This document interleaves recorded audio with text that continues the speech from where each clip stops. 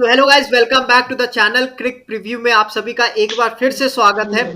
कल जो मुकाबला होने जा रहा है इसके बारे में हम बात करेंगे। मेरे ख्याल से ये अल्टीमेट ओडीआई होगा इस वर्ल्ड कप का सबसे इम्पोर्टेंट मैच इंडियन फैंस के लिए, इंडियन टीम के लिए भी और पूरा आईसीसी वर्ल्ड कप के लिए भी। इंडिया वर्सेस न्यूजीलैंड, पहला सेमीफाइनल, लीग स्टेजेस खत्म हो चुके हैं। अब आए हैं हम इस मैच के मैच प्रीव्यूज के लिए, जिसमें हम बात करेंगे क्या होगी प्लेइंग 11, किस तरीके का पिच होगा, क्या मतलब ये ओवरऑल इस मैच से हम एक्सपेक्ट कर सकते हैं। इसके बारे में हमसे बात करने के लिए दो हमारे फ्रेंड्स जुड़े हैं।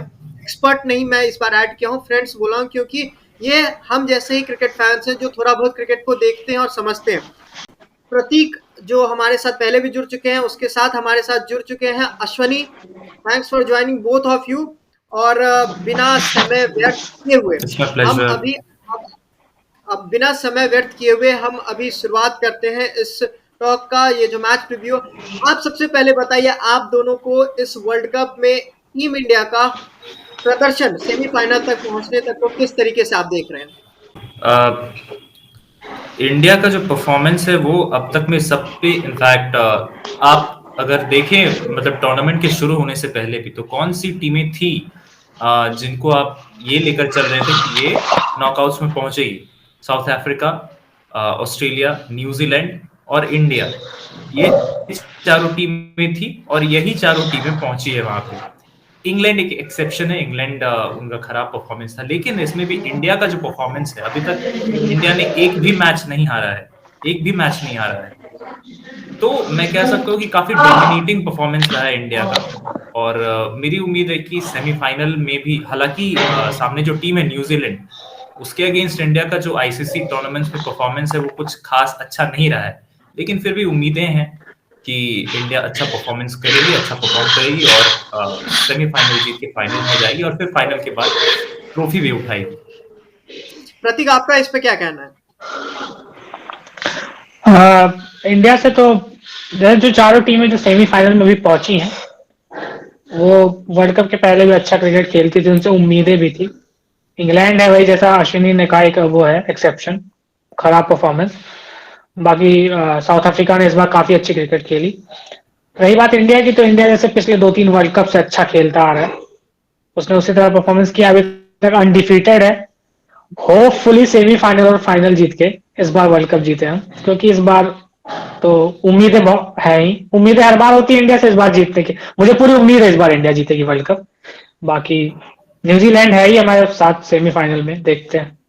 क्योंकि पिछली बार आप देखें 2015 में ऐसा सिचुएशन, ऐसा सिनेरियो आया था 2015 में कि इंडिया नॉकआउट्स में पहुंची थी अपने सारे मुकाबले जीत के, फिर सेमीफाइनल में घोटाला हो गया ऑस्ट्रेलिया के अगेंस्ट। तो ऐसी उम्मीद है कि इस बार मैं दुआ करता हूं कि ऐसा ना हो। फिर भी होपफुली देखते हैं क्या होता है। नहीं, ओवरऑल यदि आप देखें इंडिया और न्यूजीलैंड का मैच, आप दोनों से पूछता हूं, क्या आप लोग कभी एक्सपेक्ट किए थे कि इंडिया और न्यूजीलैंड का फिर से सेमीफाइनल होने जा रहा है 4 साल के बाद? नहीं, एक्सपेक्टेशंस तो मतलब ऐसा प्रिसाइज एक्सपेक्टेशन नहीं था कि न्यूजीलैंड ही इंडिया के साथ सेमीफाइनल खेलेगी, लेकिन हाँ ऐसा था कि खेल सकती है, न्यूजीलैंड भी हो सकती है या फिर ऑस्ट्रेलिया भी हो सकती है, लेकिन ऐसा नहीं था कि प्रिसाइजली न्यूजीलैंड ही खेलेगी। देखने वाला मुकाबला होगा, क्योंकि 2019 के जो घाव है इंडिया के, वो इनफैक्ट मेरे तो नहीं भरे अभी तक। जब भी मैं हाइलाइट्स देखता हूँ वो 2019 के, तो मुझे बहुत दुख होता है वो 6 पढ़ने के बाद फिर धोनी का आउट होना। इनफैक्ट मैं तो कहता हूँ कि धोनी के करियर का सबसे मतलब फैंस के पर्सपेक्टिव से सबसे ज्यादा पेनफुल 6 वही है जो आउट होने से पहले धोनी ने लगाया था, क्योंकि उसके बाद बहुत दुख होता है। उस 6 पे हम लोग का जो उत्साह था वो 7वें आसमान पे पहुंच गया था और अगले ही बॉल पे फिर ये हो रन आउट, वो डेडली। इनफैक्ट अगले बॉल के बाद हुआ था रन आउट, फिर भी that was the last 6 he hit and it was the most painful one. आपके लिए प्रतीक कुछ जैसे मैं ऐसा है? 2019 का जो ट्रॉमा है, अगर कल इंडिया जीत जाती है तो भी वो तो नहीं खत्म होने वाला मेरा पर्सनली। इंडिया अगर वर्ल्ड कप भी जीत जाएगी तो भी वो अलग है। बट हाँ, न्यूजीलैंड से मुझे एक्सपेक्टेशन थी कि वो सेमीफाइनल तो खेल रही है, हालांकि बाकी क्रिकेट एक्सपर्ट्स जो हैं उन्होंने न्यूजीलैंड को चांस नहीं दिया था, पाकिस्तान, इंग्लैंड वगैरह थे।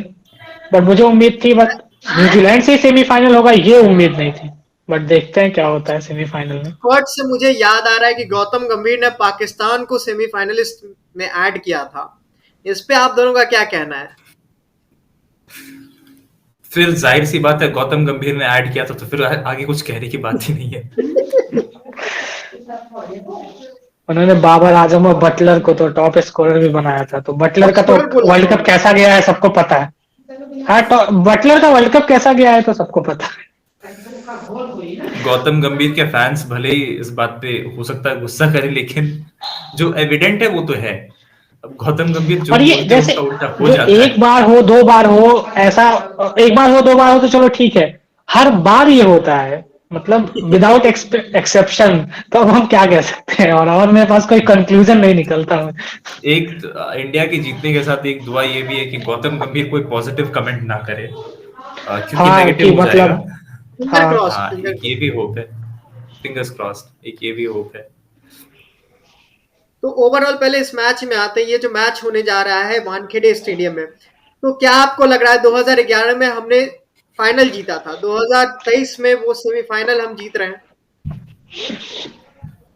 क्योंकि आइकॉनिक ग्राउंड है। उम्मीदें हाँ, उम्मीदें तो यही है, लेकिन कंडीशंस की अगर बात आप देखें, अब इनफैक्ट इस टूर्नामेंट की आप हिस्ट्री देखें, वानखेड़े स्टेडियम की का क्या इमेज है आपके दिमाग में? एक अच्छा चेजिंग ग्राउंड है, छोटा ग्राउंड है, पिच फ्लैट होती है, चेजिंग ग्राउंड अच्छा है, ये हमारे दिमाग में वानखेड़े का इमेज है। लेकिन अगर आप इस टूर्नामेंट में देखें, एक बार ऐसा हुआ है सिर्फ, जो एक टीम ने सक्सेसफुली एक टारगेट को चेज किया है, वो भी एक रिडिकुलस इनिंग्स की बदौलत। अगर मैक्सवेल वहां पे वो अंगद की तरह एक टांग पे खड़े होकर शॉट्स नहीं लगाता, तो शायद ऑस्ट्रेलिया बहुत ही जिल्लत के साथ वो मुकाबला हारती।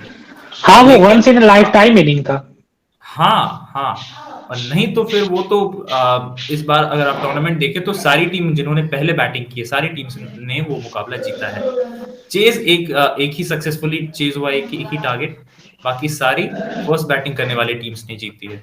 तो उम्मीद यही करेगी कि जो भी, ये भी कि ये एक नॉकआउट मैच है, नॉकआउट मैचेस में आप को यही करना चाहिए कि बैटिंग करनी चाहिए। तो उम्मीद करते हैं कि इंडिया टॉस जीते और पहले बैटिंग करे, इस बार टूर्नामेंट की हिस्ट्री भी देखते हुए और नॉकआउट मैच है वो भी देखते हुए। प्रतीक, आपका इस पे क्या कहना है कि किस हद तक आपको लगता है कि ये जो पिच है यहाँ पे ये रोल प्ले करने वाला है, सबसे इम्पोर्टेंट इस मैच के विनर्स में हो सकता है तय करेंगे? मैं अश्विनी से बिल्कुल एग्री करूंगा, क्योंकि इस वर्ल्ड कप में चेज करना बहुत मुश्किल रहा है।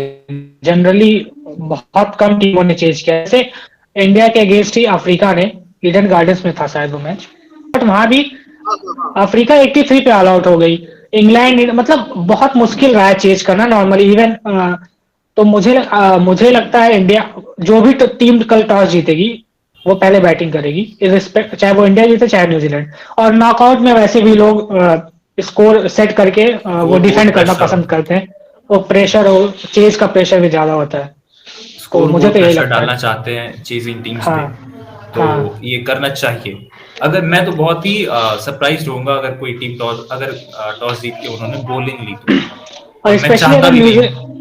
हाँ, स्पेशली अगर न्यूजीलैंड की बात करें, अगर इंडिया चेज करती है तो स्विंग तो होना पक्का है, सीम मूवमेंट भी होगा। तो उसमें मुझे तो लगता है वो कल काइल जैमिशन को खिलाने वाले हैं मे बी, क्योंकि उसको एक्स्ट्रा बाउंस और सीम स्विंग। मैं एक चीज आप लोगों से पूछना चाहूंगा, आप लोगों ने बोला कि यदि जो भी टॉस जीते पहले बल्लेबाजी करें, तो आप लोगों से मेरा ये है कि इंडियन टीम में यदि आप देखें तो हमारे पास सिक्स बॉलिंग ऑप्शन नहीं है, तो क्या वहां पे जाके आपको लग रहा है कि प्रेशर फील हो सकता है हमारे बॉलर्स के लिए? नॉकआउट मुकाबला, वहां पे आपको कोई सिक्स ऑप्शन नहीं है, तो वहां पे क्या आपको लग रहा है कि सही डिसीजन होगा? देखिए, अभी तक तो इसी स्ट्रैटेजी के साथ इंडिया उतरी है और काफी सक्सेसफुल रही है। सिक्स बॉलिंग ऑप्शन तो अ, मतलब ऐसे कोई एक्सपर्ट सिक्स बॉलिंग ऑप्शन नहीं है, लेकिन अगर आप पार्ट टाइमर्स यूज करना चाहते हो तो काफी ज्यादा, मतलब काफी लोग हैं जो आम रोल कर पिछले सकते हो। मुकाबले में हमने देखा नीदरलैंड वाले एक मैच हमने दिखा दिया, 9 बॉलर्स यूज किए थे हमने। देखिए, काफी ज्यादा है जो कर सकते। रोहित शर्मा इनफैक्ट जब वो आए थे शुरुआत में तो काफी ज्यादा बॉलिंग करते थे, अब उन्होंने कम कर दिया है, लेकिन एक अब पार्ट तो वो टाइमर की तरह वो करते नहीं बट हाँ, करते नहीं है। उनके वहाँ पे हैट्रिक भी है, तो काफी हम्म। ज्यादा बॉलिंग करते थे। तो हालांकि फिर भी 6 बॉलिंग ऑप्शन मुझे नहीं लगता ज्यादा कमी खलेगी, क्योंकि जितने भी हमारे पास बॉलर हैं वो काफी हैं, मुझे ऐसा लगता है काफी है। और न्यूजीलैंड के अगेंस्ट चेजिंग में हमारा हिस्ट्री वैसे भी कब कुछ अच्छा रहा नहीं है बिल्कुल बिल्कुल। पास्ट ओवरऑल फॉर्मेट्स हिस्ट्री में। एक अच्छी और नहीं रही है, ओवरऑल हिस्ट्री अच्छी नहीं रही है आईसीसी हाँ टूर्नामेंट्स में। हाँ। इस चेजिंग चीज से या याद फिर आया ऑस्ट्रेलिया के कि अगेंस्ट हमने सेमीफाइनल में भी चेज ही किया था। बिल्कुल पाकिस्तान के खिलाफ चैंपियंस ट्रॉफी में हमने चेज ही किया था। बिल्कुल तो बिल्कुल। और न्यूजीलैंड का मतलब ये मुझे लगता है शायद इंडिया चेस करने में चूक कर जाती है मेन मुकाबले में। और ऐसे भी हाँ, और, मेन और मुकाबला ऐसे तो भी यदि हम देखें तो वानखेड़े का जो शाम के टाइम का जो होता है वेदर, वहां पे थोड़ा सा ब्रीज आता है, हवा बहती है, तो हो सकता है ये न्यूजीलैंड के जो हाँ, पेसर्स हैं जैसे कि ट्रेंट बोल्ट, उनको फायदा मिल सकता है वहां पे। और उनका रिकॉर्ड इंडिया के अगेंस्ट कैसा है ये हम सभी जानते हैं। वही बात है, वही स्विंग की बात, जैसे मैंने बोला कि अंडरलाइट स्विंग होना बहुत वो है कि बहुत मतलब सारे होगा ही फैक्टर्स है, होगा। बहुत सारे फैक्टर्स है। न्यूजीलैंड की जो स्विंग डोमिनेटेड स्विंग और सीम बॉलिंग है डोमिनेटेड बॉलिंग है वो, नॉकआउट गेम है वो, और फिर वानखेड़े की जो इस टूर्नामेंट की हिस्ट्री है वो, इन वो। तीनों पे डिपेंड करता है। हाँ, इन तीनों पे डिपेंड करता है कि इंडिया टॉस जीत के क्या करेगी। मेरे हिसाब से बैटिंग करनी चाहिए इंडिया को। मैं ये गारंटी नहीं दे रहा हूँ कि इंडिया जीत ही जाएगी बैटिंग फर्स्ट करने से, लेकिन स्ट्रेटेजिकली ये सही है कि इंडिया टॉस जीत के बैटिंग करे। प्रोसेस ऐसे ही होना चाहिए। आप रिजल्ट आपके फेवर में जा भी सकता है, नहीं भी जा सकता है। प्रोसेस आपको सही करना पड़ेगा। बिल्कुल बिल्कुल। और यदि हम अब प्लेइंग 11 की बात करें तो दोनों टीमों की यदि प्लेइंग 11 यदि हम देखें तो क्या एक्सपेक्ट कर रहे हैं? कोई चेंजेस इंडियन टीम में सबसे पहले बात करें, कोई चेंजेस आपको लग रहा है? मुझे कोई उम्मीद नहीं है कि इंडियन टीम कोई चेंजेस करेगी, क्योंकि जो इंडियन टीम वैसे भी कोई चेंजेस करना पसंद करती नहीं है। नॉकआउट्स में तो बिल्कुल भी नहीं। जो विनिंग कॉम्बिनेशन है मुझे लगता है इंडियन टीम वही खिलाएगी। न्यूजीलैंड की टीम में मुझे उतनी ज्यादा जानकारी नहीं है, लेकिन फिर भी मुझे ऐसा लगता है कि Conway, Ravindra, Williamson, Daryl Mitchell, Glenn Phillips, Tom Latham, Mark Chapman, Mitchell Santner, Tim Southee, Trent Boult, Lockie Ferguson, ये शायद प्लेइंग 11 हो सकती है। लेकिन इंडियन टीम की अगर मैं बात करूं तो मुझे नहीं लगता कोई चेंजेस वो करना चाहेंगे या फिर करेंगे। प्रतीक ने बोला कि काइल जेमिसन खेल सकते हैं, तो आपको क्या लग रहा है कि किनके प्लेस वो किसको रिप्लेस कर पाएंगे? मुझे लगता है लॉकी फर्ग्यूसन को रिप्लेस करना चाहिए, क्योंकि लॉकी फर्ग्यूसन महंगे भी जाते रहे हैं। तो अगर काइल जेमिसन देखिए, क्योंकि काइल जेमिसन के पास भी पेस तो है, लॉकी फर्ग्यूसन के पास पेस है, वो तो काइल जेमिसन के पास भी है। काइल जेमिसन एक्स्ट्रा में क्या करते हैं, बाउंस होती है उनकी बॉल, स्विंग और सीम होती है, ठीक है। तो मुझे लगता है लॉकी अगर वो इंक्लूड करते हैं तो लॉकी फर्ग्यूसन की जगह वो इंक्लूड कर सकते हैं उनको। मुझे नहीं लगता कि टिम साउदी या ट्रेंट बोल्ट रिप्लेसेबल है, उन दोनों को तो रिप्लेस किया ही नहीं जा सकता। फिर भी नहीं, वो दोनों तो नहीं रिप्लेस होंगे। जिमी नीशम की हम बात करते हैं, इनके तौर पे भी एक इनके पास एक्स्ट्रा पेसर है। और यदि बात करें, डायरल मिचेल भी थोड़ा बहुत मतलब फेंक देते हैं एक दो ओवर, अगर पेसर की मीडियम बात पेस। करें तो। ओवरऑल टीम आप यदि अगर पेपर्स पे देखें तो इंडिया और न्यूजीलैंड, इन दोनों में से 10 आपको कौन सी टीम लगती है जो ज्यादा आपको पेपर्स पे मजबूत दिख रही है अभी? देखिए, परफॉर्मेंस को देखते हुए अभी तो फिलहाल इंडिया अनडिफीटेड टीम है, तो परफॉर्मेंस को देखते हुए तो इंडिया का पलड़ा ज्यादा भारी लग रहा है। लेकिन हैविंग सेड दैट, न्यूजीलैंड के और इंडिया की हिस्ट्री अगर आप देखें हेड टू हेड, तो कुछ कहा नहीं जा सकता फ्यूचर के बारे में, कुछ एग्जैक्ट प्रेडिक्ट आप नहीं कर सकते। लेकिन प्रेजेंट सिनेरियो को देखते हुए मेरे हिसाब से इंडिया का पलड़ा भारी है। वहां पे होम ग्राउंड है, प्लस अनडिफीटेड टीम है, प्लस एक टीम कॉम्बिनेशन मिल चुका है इंडियन टीम को। कोई कॉन्ड्रम नहीं है टीम में कि यहाँ पे कौन खेलेगा, इस पोजीशन पे कौन खेलेगा, सारे अच्छा परफॉर्मेंस कर रहे हैं। मेरे हिसाब से इंडियन टीम का पलड़ा भारी है। प्रतीक, आपका इसमें क्या कहना है? पेपर पे तो इंडिया हमेशा स्ट्रांग रही है और इस बार भी स्ट्रांग है, क्योंकि हालांकि 2019 और 23 में एक डिफरेंस है, टमाटा जो डेजिग्नेटेड जो नंबर 4 और 5 था वो नहीं था। इस बार हमें मतलब स्टेबल मिडिल ऑर्डर है जो कि परफॉर्म भी कर रहा है। जैसे अय्यर ने भी पिछले मैच में सेंचुरी मारी, राहुल ने भी मारी बिल्कुल। और पूरे वर्ल्ड कप में परफॉर्म करते, तो ये चीज है। और बाकी बट न्यूजीलैंड है, उसका कुछ भरोसा नहीं। तो आप मुझे ये पहले बताइए कि जो इंडिया ने प्लेइंग 11। 2019 में एक बैटिंग हाँ, ऑर्डर को बताइए। इंडिया ने 2019 में एक बैटिंग ऑर्डर को मैसअप भी कर दिया था। बहुत ज्यादा। बहुत मतलब किसको ऊपर भेजना था, किसको नीचे भेजना था, बहुत ही अनडिसाइडेड सा, मतलब बहुत ही मेस्ड अप लग रहा था। धोनी साथ पे आए, दिनेश कार्तिक ऊपर चले गए, ऋषभ पंत हार्दिक पांड्या ऊपर चले गए, ऋषभ पंत चौथे नंबर पे आए, जो कि पहले ऋषभ पांचवें छठे पंत। पे आ रहे थे, तो बहुत मैच था, लेकिन अभी बिल्कुल स्टेबल है। बट न्यूजीलैंड हमेशा अपने जितना उसका कैपेबिलिटी है उससे ज्यादा मतलब 120% देती है उसके हर प्लेयर। बिल्कुल। तो और टेबल पे हम बात ये भी करें। भूलने वाली बात नहीं है कि इंडिया नॉकआउट्स में नर्वस हो जाती है। बिल्कुल, हाँ, बिल्कुल। स्टेबिलिटी पे आप बात कर रहे थे, तो न्यूजीलैंड टीम में भी हाल-फिलहाल में यदि 1-2 मैचेस में देखिए, तो टॉम लेथम जो उनके मतलब ओपनर भी 1-2 मैचेस में ओपन भी किए वो, या उनको अब नीचे भेजा जा रहा है। ऐसा क्या कारण आपको लग रहा है कि टॉम लेथम को बल्लेबाज़ी करने के लिए बहुत नीचे भेजा जाता है, ग्लेन फिलिप्स को पहले भेज दिया जाता है, उनको लास्ट में रखते हैं, क्या कारण आपको लग रहा नहीं, जैसे पाकिस्तान 2 मैचों में ऐसा हुआ है, पाकिस्तान के अगेंस्ट जो उनका 8वां मैच था और आखिरी मैच जो उनका श्रीलंका है? से था, बिल्कुल, बिल्कुल। और दोनों ही मैच में वो बहुत ज्यादा मतलब बहुत उनका जो रन रेट था 6 के आसपास था, 5-6 के आसपास। और वो उसी को साथ मोमेंटम मेंटेन करने के लिए वो पहले ग्लेन फिलिप्स को भेजा, फिर उन्होंने चैपमैन को भेजा कि ये मारते रहे, क्योंकि आखिरी वो ज्यादा, क्योंकि 400 रन उन्होंने पाकिस्तान के अगेंस्ट भी बना दिया था, 400 रन समथिंग।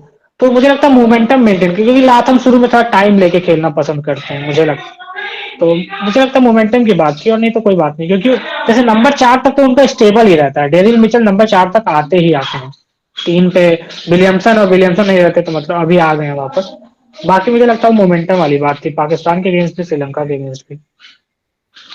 यदि हम दोनों टीमों की बात करें तो आपको क्या लगा, यदि हम एक इंडिया की बात करें और न्यूजीलैंड की, कौन से ऐसे प्लेयर हैं जो प्लेयर टू वॉच आउट है आपके समझ से? अगर इंडिया टीम की बात करें तो उसमें कौन से प्लेयर को आप बोलोगे कि इनके पास अपॉर्चुनिटी है, ये शायद कर सकते हैं कुछ? मेरे हिसाब से शुभमन गिल, उनका पहला ओडीआई वर्ल्ड कप है वो। श्रेयस अय्यर का भी पहला ही है शायद, या फिर इससे पहले खेला है नहीं उन्होंने, नहीं, हाँ, पहला शायद ही, इससे पहला पहले पहला। खेला है। पहला ही।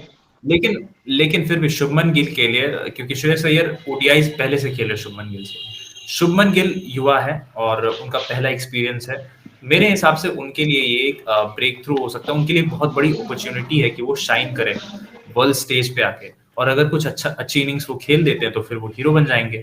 तो मुझे लगता है कि शुभमन गिल के लिए एंड प्लस सूर्य कुमार यादव, अगर उन तक बैटिंग जाती है तो मेरे हिसाब से तो पहले अगर इंडिया बैटिंग करनी चाहिए, तो मुझे लगता है the two players are watch out for. लेकिन विराट कोहली और रोहित शर्मा को हम देखते ही आ रहे हैं, और वो तो हमारी बैटिंग यूनिट की रीढ़ की हड्डी है। लेकिन स्टैंड आउट मतलब देखना पड़ेगा इन्हीं दोनों प्लेयर्स को। आप आपका भी यही कहना है प्रतीक? जैसे ये है कि रोहित का, जैसे इस वर्ल्ड कप में रोहित ने जो रोल अपने लिए सेट किया है कि एग्रेसिव बैटिंग करने का और स्कोर, तो वो बहुत जरूरी है इंडिया के लिए कल के मैच में, स्पेशली कल के मैच में तो बहुत ज्यादा जरूरी है, चाहे वो चेज कर रही हो इंडिया, चाहे वो टोटल सेट कर रही हो, पहले बैटिंग कर रही हो। बिल्कुल।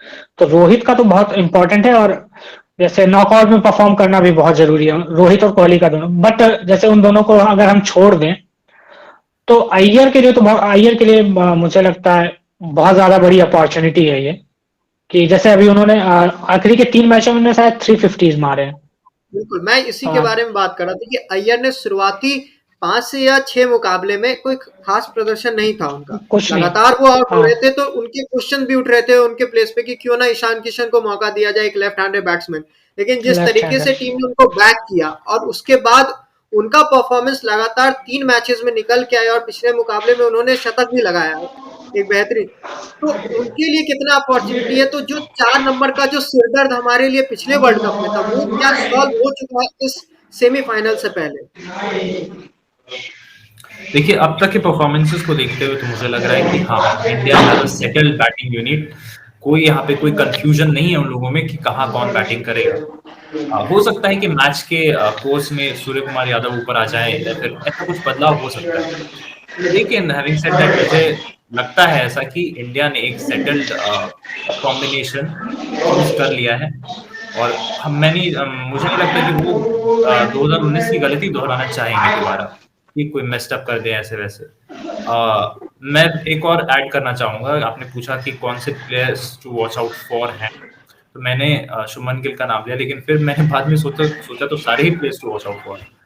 बैटिंग यूनिट में जो हैं, क्योंकि क्योंकि Rohit Sharma of course tournament में बहुत ही अग्रेसिव, जो क्या बोलते हैं, बेसबॉल तो इंग्लैंड में यूज करते हैं, लेकिन रोहित शर्मा की भी वही टेक्निक रही है इस वर्ल्ड कप में।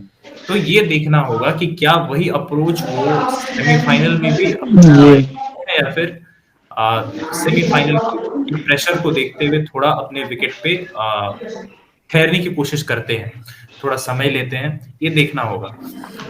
बाकी ठीक है, विराट कोहली अपने बैटिंग उनका चलना बहुत ही जरूरी है, अगर वो चले तो हो सकता है बड़ा स्कोर हो जाए, तो यही बात है।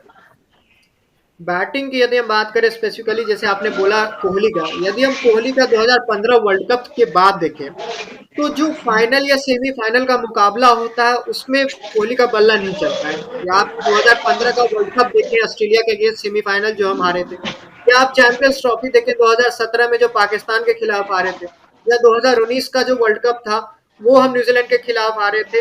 तो जो मेन मुकाबले होते हैं जहाँ पे हमें करो या मरो का होता है, उस सिचुएशन में आके कोहली का बल्ला नहीं चलता है। तो क्या ये कंसर्न हो सकता है कि या क्या ये मौका है कोहली के लिए कि ये जो दाग है उनके ऊपर ये हटा सके वो, और इस मुकाबले में अच्छे से वो परफॉर्म करके टीम इंडिया को फाइनल तक का सफर दिला? देखिए, ये दाग सिर्फ कोहली के ऊपर नहीं है, बिल्कुल भी नहीं है। ये दाग पूरे हमारे टॉप ऑर्डर के ऊपर है, क्योंकि 2015 में भी टॉप ऑर्डर फ्लॉप हुआ था, 2019 में भी टॉप ऑर्डर ही फ्लॉप हुआ था, 2017 में भी चैंपियंस ट्रॉफी 17 में भी, हाँ, चैंपियंस ट्रॉफी में भी। तो ये दाग हमारे पूरे टॉप ऑर्डर के ऊपर है, सिर्फ कोहली के लिए नहीं है, ये रोहित शर्मा के लिए भी अपॉर्चुनिटी है कि वो भी अपने ऊपर से ये जो चोकर्स का टैग लग रहा है, अगर नहीं लगा है तो कुछ लोग सवाल उठाते हैं, कहते हैं चोकर्स है टीम इंडिया, तो उसको थोड़ा धोने की कोशिश ये लोग करेंगे या फिर करना चाहेंगे। आपका क्या कहना है इस पे? सेम पूरे टॉप ऑर्डर के लिए खुद को प्रूव करने का मौका है कि टॉप ऑर्डर हमारा लीग स्टेज में बहुत अच्छा परफॉर्म करेगा, टॉप ऑर्डर ही हमें सारे मैच जिता के देता है, बट जब मेन वो आता है तो टॉप ऑर्डर हमारा फेल हो जाता है और सारा प्रेशर मिडिल ऑर्डर पे आ जाता है, और जो कि मिडिल ऑर्डर पूरे लीग फेजेस में उतनी बैटिंग नहीं मिल रही होती। जैसे इस वर्ल्ड कप में भी हम देखें अगर, तो सूर्य कुमार यादव हार्डली 1-2 मैचों में बैटिंग किया होगा, और बहुत कम किए होंगे। जडेजा आई थिंक 2 मैच में खाली बैटिंग मिली है, 2 या 3 मैचों में, जब तक हार्दिक थे उनको 1 मैच में बैटिंग मिली थी 4 में से। तो बहुत ज्यादा लोअर ऑर्डर बैटिंग नहीं, सिर्फ अय्यर और राहुल तक आ रहा है बैटिंग। तो वही बात है, पूरे टॉप ऑर्डर के लिए मौका है, और होपफुली इस बार हमारा टॉप ऑर्डर चला। अगर टॉप ऑर्डर चला तो फिर कोई, हम तो मैच जीते हैं, फिर तो कुछ सोचने की बात नहीं। सूर्य कुमार यादव की जैसे आप बात करें, तो आपको क्या लगता है इस मुकाबले में सूर्य कुमार का रोल कितना इंपॉर्टेंट हो जाता है in absence of Hardik Pandya, जो आपके प्लेइंग 11 के मुख्य हिस्सा थे? वो अगर बॉलिंग नहीं कर पा रहे हैं और मैच फिनिश करने के रोल में हार्दिक पांड्या को हम कंसीडर करते थे, तो क्या एक्स्ट्रा बर्डन होगा, एक्स्ट्रा रिस्पॉन्सिबिलिटी सूर्य कुमार यादव पे आ गया है इसके बाद उनके एब्सेंस में, कि जो रन बनता है उसमें वो 20 से 25 रन वो एक्स्ट्रा ऐड करके वो एक लिबर्टी एक बॉलर को दें? कि देखिए, सूर्य कुमार यादव का रोल है ही है कि वो एक्स्ट्रा 20-25 रन तेज बना दे। उनका वो रोल नहीं है कि आप जाके विकेट पे खड़े हो और टीम को वो करे, परिस्थिति से वो अगर सिचुएशन वैसा आ गया, कुछ कोलैप्स हुआ, तो वो उनका हो सकता है कि वहां पे आप जाके खड़े हो और फिर वहां पे टीम को मुश्किल से निकालेंगे। लेकिन नॉर्मल सिचुएशन में उनका रोल वही है कि आप नीचे जाएं और आप तेज गति से कुछ एक्स्ट्रा रन जोड़ के दें। उनका कोई और रोल है ही नहीं, स्पेसिफाइड है उनका रोल, उनके सामने है। आपका क्या कहना है इसमें प्रतीक? जैसे जिस नंबर पे वो खेलते हैं, नंबर 6 पे, वो रोल वहां पे तो फिनिशर ही खेलता है, तो उनको मैच फिनिश ही करना है। उनको रोल दिया गया है और इंडिया इसलिए उनको ओडीआई में ऊपर बैटिंग नहीं करा रही है क्योंकि वो उनके वो T20 वाला जो उनका अप्रोच है वो वही अप्रोच ओडीआई में कि आखिरी के अगर 5 से 10 ओवर में बैटिंग मिलती है तो वो उसी तरीके से उसी पेस पे मैच फिनिश कर सके, इसलिए उनको इंडिया नंबर 6 पे खिला रही है। तो उनके लिए और जडेजा के लिए दोनों के अगर बैटिंग आती है उन दोनों की ना नीचे तक जडेजा और अशोक, तो उनका यही रोल है कि अगर वो जितना ज्यादा एक्स्ट्रा रन ऐड कर सकते हैं, मान लीजिए अगर टोटल 320 है, 250 260 होने वाला है, तो अगर वो 20-25 रन और दे पाए तो बॉलिंग के लिए एक्स्ट्रा ही होगा। बाकी बॉलिंग तो हमारी फॉर्म में है। तो देखिए जडेजा के पास तो वो first gear, second gear, fifth gear सारे गियर्स हैं। सूर्य हाँ, कुमार यादव के पास मुझे नहीं लगता कि सारे, वो एक ही गियर है उनके पास। उसका वो एक एक ही ही गियर, गियर वही में चीज है। हाँ, वो एक ही गियर में खेलते हैं, तो उनका रोल आप ज्यादा स्पेसिफाई कर ही नहीं सकते। उनको आप ये नहीं बोल सकते कि आप जाइए 4 नंबर पे जाइए और इनिंग्स को बिल्ड कीजिए, वो आप सूर्य कुमार यादव को नहीं बोल सकते। या तो वो आउट हो जाएंगे या फिर कोई तेज 50 मार दे, लेकिन वो रोल उनका नहीं दिया जा सकता। वही रोल है जो हार्दिक वही पांड्या इसीलिए रिप्लेसमेंट के रूप में ही वो आए हैं वहां पे। हाँ, इसीलिए इंडिया बॉलिंग की उनको कमी नंबर जरूर 6 पे करेगी। खिला रही है। हाँ हाँ, बॉलिंग की जरूर कमी खलेगी हार्दिक पांड्या, क्योंकि वो एक 6 बॉलिंग ऑप्शन के रूप में आते थे। वो उनका तो वो पूरा किया ही नहीं जा सकता अभी फिलहाल। मुझे नहीं लगता कि कोई 6 बॉलिंग ऑप्शन इंडिया खिलाएगा भी। मुझे लगता है यही कॉम्पिटिशन लेके इंडिया सेमीफाइनल में जाएगी। ऐसे भी विनिंग स्ट्रीक को मेंटेन करती भी है इंडिया की टीम, की हिस्ट्री भी है कि जो जीतती है उसी के साथ आगे बढ़ती है और एक दो मुकाबले से कोई इफेक्ट पड़ता नहीं है। मेरे ख्याल से ये सबसे बेस्ट टीम है जो अभी खेल रही है प्लेइंग 11 जो फिलहाल अभी। उसमें कोई डाउट नहीं। और इंडिया के पास मान लो उनके पास अगर एक्स्ट्रा बॉलर खिलाना भी होगा तो एक ऑप्शन है जो कि शार्दुल ठाकुर, और बिल्कुल, कोई लेकिन कुछ ऑप्शन भी खास नहीं है। प्रदर्शन रहा नहीं है शार्दुल ठाकुर का इस नहीं वर्ल्ड कप में। नहीं, वही वही मैं कह रहा हूँ ना कि ज्यादा कुछ ऑप्शन है नहीं इंडिया के पास, और इंडिया विनिंग कॉम्बिनेशन क्यों ही चेंज करना चाहिए, इतना तो डोमिनेटिंग तरीके से जीतते हुए आ रही है। छठे बॉलर की कमी जब से समी आए और हैं। और और मान लीजिए आपको शार्दुल ठाकुर को ले भी लेते हैं प्लेइंग 11 में, तो आप निकालेंगे किसको? वही बात वही है, वही किसको किसको आप वही निकालेंगे? रिप्लेस करेंगे। आप सिराज को तो नहीं निकाल सकते, शामी को आप बिल्कुल। निकालेंगे नहीं, बुमराह को नहीं निकालेंगे, आप कुलदीप को आप नहीं निकालेंगे। तो आप छठी बॉलिंग ऑप्शन के रूप में अगर लाते हैं उसको, तो आप किसको निकालेंगे? आपके पास ये वो भी तो बात है कि आप निकाल नहीं सकते अब किसी इसके को। लिए आपको या तो अपने बैटिंग को छोटा करके प्रसिद्ध कृष्णा को आप ऐड करना होगा, जो करेगी नहीं टीम। मुझे नहीं लगता करना भी चाहिए, मुझे नहीं जो लगता ऐसा। हार्दिक पांड्या है वो इंडियन टीम में इसलिए इरिप्लेसेबल है इस समय, क्योंकि उसका वो जो रोल उनका जो रोल है वो रोल इंडिया में कोई कर नहीं पाता है। तो प्रसिद्ध कृष्णा उनको मुझे रिप्लेस मुझे उतने खतरनाक बॉलर लगते भी नहीं प्रसिद्ध और कृष्णा। और वो ऊपर जो से अगर काफी प्रसिद्ध कृष्णा को आप वर्ल्ड कप में डेब्यू कराएंगे वो भी सीधे सेमीफाइनल में, सेमीफाइनल मुझे में तो नहीं ये लगता। वही हो जाएगा पहली बात, विजय सिंह वाला हाल। विजय शंकर को आप उतार दे। अरे इंडिया चेंज नहीं कर रही है, बिल्कुल चेंज ही नहीं करना चाहिए, करेगी भी नहीं इंडिया किसी कीमत पे। They are going with the मुझे सेम यकीन है कोई टीम। चेंज नहीं होगा, मुझे ऐसा लगता है कोई चेंज नहीं होगा मुझे। थ्रेट की बात करते हैं आप, मतलब इंडियन टीम के बात तो हम कर लिए। आपको कौन से ऐसे प्लेयर लगते हैं जो टीम इंडिया के लिए थ्रेट हो सकते हैं न्यूजीलैंड की तरफ से? बोलर्स बोलर्स में अगर आप देखें तो of course Trent Boult threat हो सकते हैं।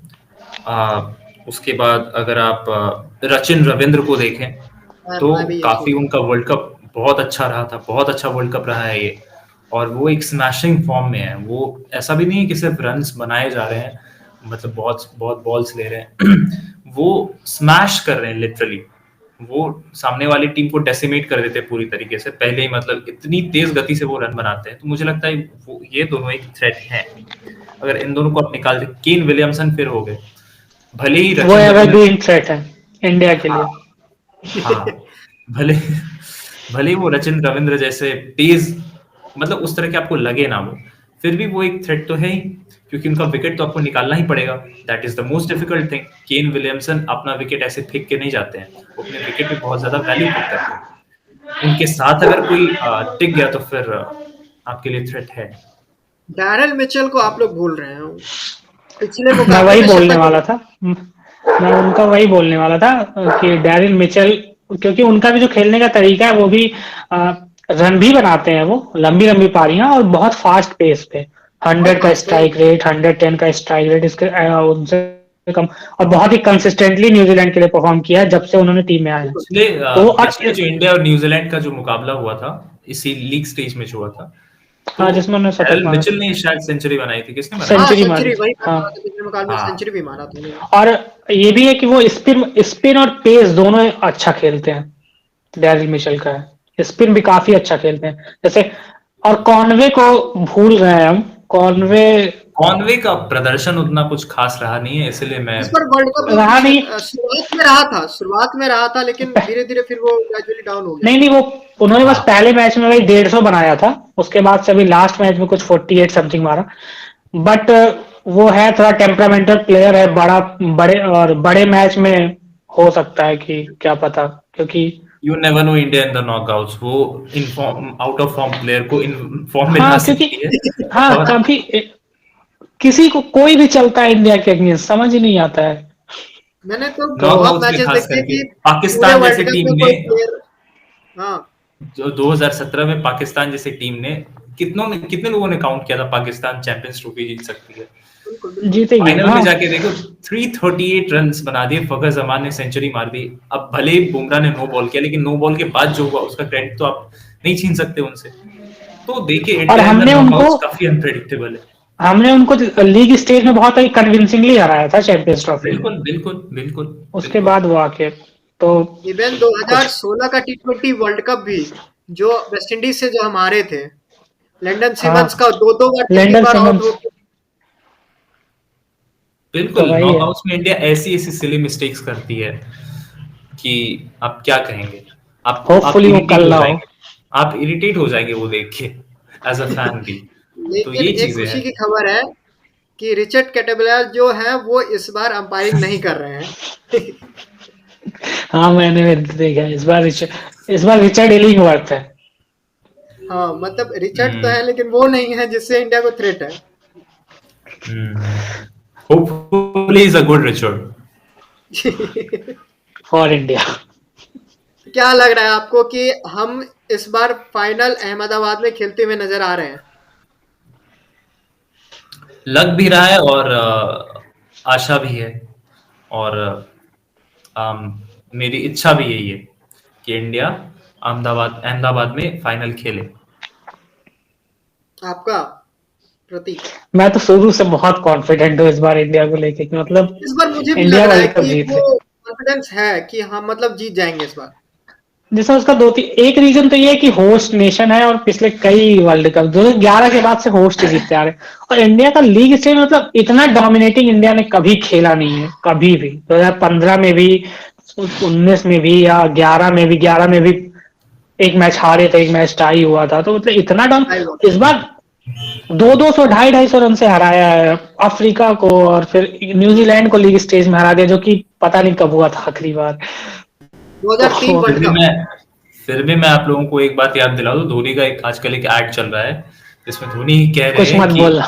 कुछ मत कुछ मत बोलना। बोलना, कुछ मत बोलना, आपको जो चाहिए आप वो मत बोलो। ठीक है, हाँ, पता नहीं क्या हो कुछ जाए। मत बोल, कुछ मत बोल। हाँ, तो वो तो वो ऐड तो ध्यान में रखना पड़ेगा। बिल्कुल। एक तो अब मुकाबला ऐसा तो आप कुछ लोग देख रहे हैं कि जो कल होने वाला है, इंडिया वर्सेस न्यूजीलैंड। दूसरा मुकाबला जो है, इस पे हम ब्रीफली बस आप लोगों से पूछेंगे, इस पे ज्यादा डिस्कस नहीं करेंगे, आगे जाके डिस्कस करेंगे। ब्रीफली आप बताइए कि साउथ अफ्रीका और ऑस्ट्रेलिया, आपको क्या लगता है कौन सी टीम के अगेंस्ट इंडिया को फाइनल खेलना आसान होगा?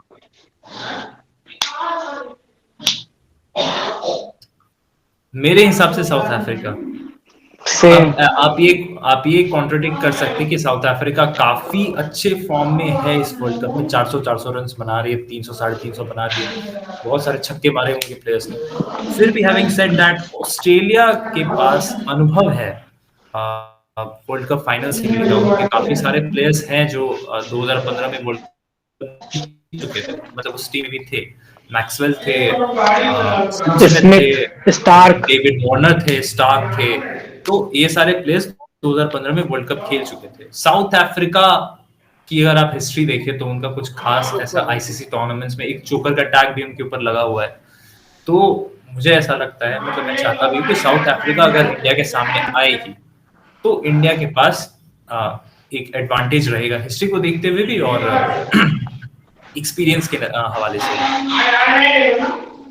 मेरा भी सेम ओपिनियन है अफ्रीका, क्योंकि ऑस्ट्रेलिया सेमीफाइनल और फाइनल्स में एक अलग ही टीम होती है, पता नहीं उनको क्या हो जाता है, आई डोंट नो। इवन इस और अगर आप इस टूर्नामेंट में देखें तो ऑस्ट्रेलिया पहले कुछ मुकाबले बिल्कुल इस भाई तरह से मैं हार आपको रही थी कि ऐसा एग्जैक्टली मैं लग रहा वही था कि बोलने वाला था कि मुझे ऐसा लग सब रहा था लोगों ने कि राइट ऑफ कर दिया था कि ऑस्ट्रेलिया तो इस बार सेमीफाइनल में भी नहीं जाएगी, हाँ, बट कैसा उसके बाद से टर्न उनका अराउंड किया ऑस्ट्रेलिया ने। कमबैक जो है उसके होता बाद है से वो कि शायद हारे ही नहीं है, मुझे लगता है मैच। हाँ, हम लोग मैक्सवेल की पारी को कह रहे हैं। जो लास्ट मुकाबला उनका बांग्लादेश के अगेंस्ट था, मिचेल मार्श के मिचेल मार्श 177 रन्स, भाई मतलब अलग ही पारी खेल रहे और हैं इनके players. You never no Smith और लबुशान में क्या करे, क्योंकि भाई वो लोग तो अलग ही प्लेयर हैं, स्मिथ का अलग ही लिटरली भाई। रिकॉर्ड रहा है खासकर इंडिया के अगेंस्ट। स्पेशली स्टीव या स्मिथ स्टीव इंडिया के स्मिथ अगेंस्ट इंडिया के अगेंस्ट और नॉकआउट में आई डोंट नो, पता नहीं वो ही इज डिफरेंट, कुछ मत बोल। सो तो you never no but overall आप लोगों को ये लग रहा है कि इंडिया इस बार जीत रही है, शायद वर्ल्ड कप भी जीत रही है। हम फैंस तो यही चाह रहे हैं, लेकिन ये मुकाबला पे अच्छा फिंगर क्रॉस्ड है यहाँ पे भी, मतलब चाहत है अंदर से, लेकिन ये होता है ना, एक वर्ड है कि उम्मीद उम्मीदें जो है पूरी हैं, वो सब। बट हाँ, बट धोनी जैसा कि धोनी ने बोला है हम उसी को फॉलो कर रहे हैं, हैशटैग कुछ मत कुछ मत बोल। बोल। तो ये बेसिकली मतलब आप देख सकते हैं कि किस तरीके का एक्साइटमेंट भी है और डर भी है, क्योंकि हमारा ये जो रिकॉर्ड है 2011 से अभी तक का, रिकॉर्ड में जाके कहीं ना कहीं फंस जाते हैं और वहां से आगे नहीं बढ़ पाते। इस बार सभी फैंस को उम्मीदें हैं कि इस बार हम फाइनल तक पहुंचेंगे, और फाइनल तक ही नहीं, वो वर्ल्ड कप भी रोहित शर्मा के हाथ में वो चमचमाती हुई वर्ल्ड कप की ट्रॉफी 2011 वर्ल्ड कप के बाद इंडिया में ही रहेगी। तो ये उम्मीद के साथ हम फैंस यही उम्मीद करेंगे टीम इंडिया को बेस्ट ऑफ लक इस मुकाबले से पहले। तो ये था हमारा इंडिया वर्सेस न्यूजीलैंड मैच का मैच प्रीव्यू। इससे पहले हम आपसे विदा लें, हम दोनों गेस्ट जो हैं इनका धन्यवाद करते हैं कि ये यहाँ पे हमारे साथ जुड़े, टाइम निकाल के डिस्कस किए मैच के बारे में। अब इनका क्या रिव्यू है और इनका कैसा डिस्कशन लगा, ये आप हमें कमेंट सेक्शन में बताइएगा कि किस तरीके का टॉक था हम दोनों के, तीनों के बीच में, बेसिकली दो नहीं यहाँ तीन लोग थे, तो तीनों के बीच में कैसा डिस्कशन लगा, पसंद आया हो तो आप हमें कमेंट सेक्शन में बताइए। चैनल को सब्सक्राइब कर लीजिए यदि आपको अच्छा लग रहा होगा हमारा कंटेंट। हम बहुत सारे गेम्स और ऐड ऑन करेंगे, और भी कंटेंट्स ऐड ऑन करने जा रहे हैं हम। तो इसी को कंटिन्यू करते हैं, मिलते हैं अगले वीडियो में, तब तक के लिए नमस्कार।